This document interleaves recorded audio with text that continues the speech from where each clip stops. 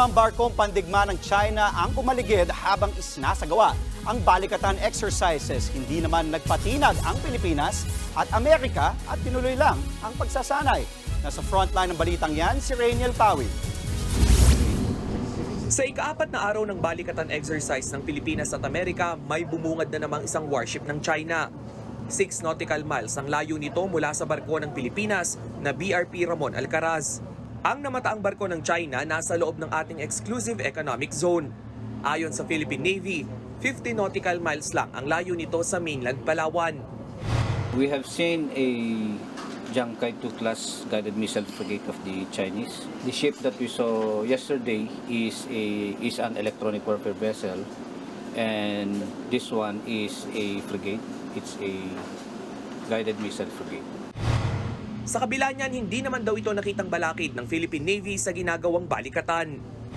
Right now, they are not within our path, so they are not a hazard to safety of navigation.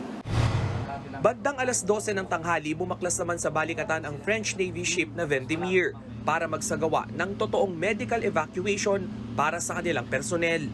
Sinundan naman yan ng maritime search and rescue exercises. Nagsanay para sa iba't ibang water emergencies ang BRP Ramon Alcaraz, BRP Davao del Sur at barko ng Amerika. We will simulate a missing person at sea, and all the participating ships will search for it.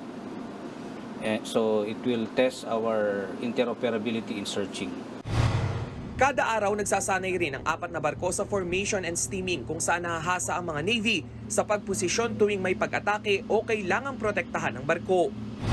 Sa dalawang magkasunod na araw, 3 Chinese war vessels na ang aming nakita simula nang pasukin namin ang 200 nautical miles exclusive economic zone ng Pilipinas.